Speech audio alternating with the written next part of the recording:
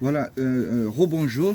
La suite de démontage de la pompe injection de T4 et quelques diagnostics. Et je fais une petite vidéo avec mon chef d'atelier à présent, Francky, pour vous montrer quelques détails très importants pour moi, surtout pour fiabiliser le vieux véhicule.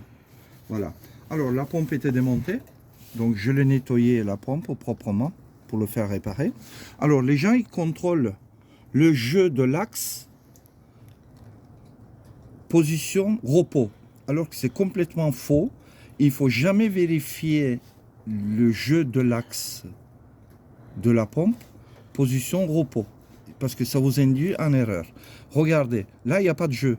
Mais regardez maintenant. Vous voyez? Vous voyez le jeu? Voilà, parce que pompe, elle s'use, pardon, en travaillant. Vous voyez? Regardez. On voit bien, hein? Tu fais le gros plan si tu veux. Vous voyez le jeu? Donc, ça entraîne la fuite. Alors, dès qu'il y a la fuite, ça tombe sur l'alternateur.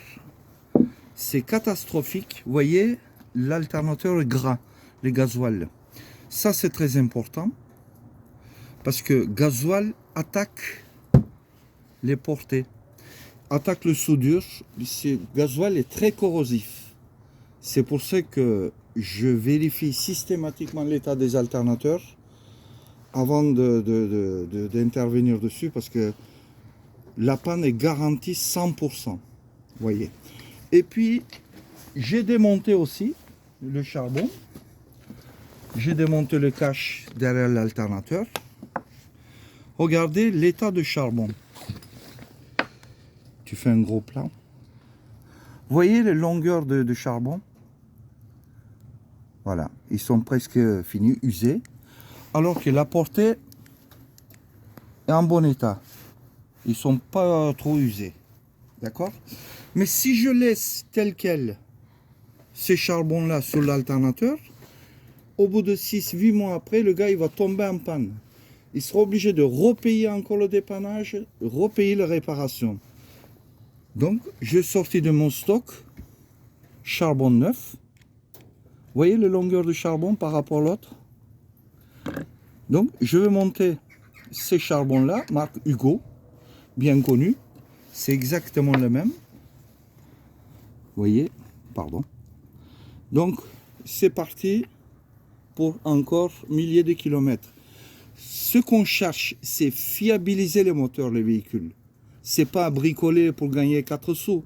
C'est fiabiliser. Voilà, ça c'est un détail.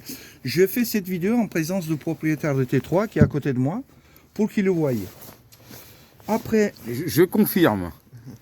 Après, il y a le durite. Vous voyez, complètement déformé. Durite d'eau. Je change obligatoirement. La durite entre le pompe à eau et la culasse, pareil. Pour moi, elle est fatiguée, donc je vais le remplacer aussi. En plus, reçu de gasoil, de l'huile. Ça, c'est pas bon. Les vis. Alors, tous les vis, mon chef d'atelier Francky, il les a démontés en tapant dessus. Parce que quand ils ont fait la distribution, ils n'ont pas changé ces vis. On le change obligatoirement par des vis neufs. D'accord? Voilà. On ne réutilise pas 20 fois, 30 fois le même vis. Quand les têtes usées, on le change. Ok? La poulie, je vous en ai parlé tout à l'heure. Encore un coup ici. À mon avis, c'est un bricoleur de dimanche qui est passé par là.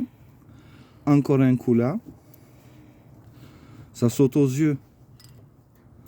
Après, il y en avait un autre aussi encore. Ouais, sur le côté là aussi.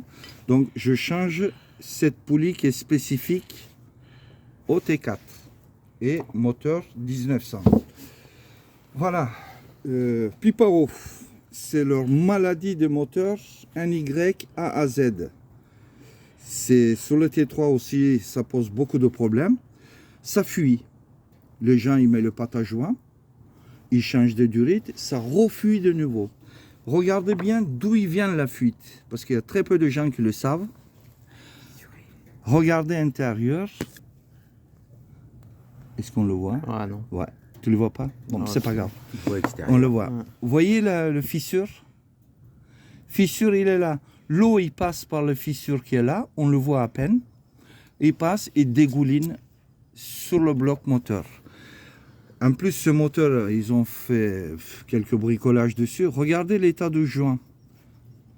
Aplani. Joint plat. Alors que ça doit être rond. Donc, fuite garantie là, fuite garantie là. On change cette pipe à eau qui est disponible. Et c'est parti encore pour milliers de kilomètres. Tout ça, les gens ne vérifient pas. Je reviens encore l'histoire de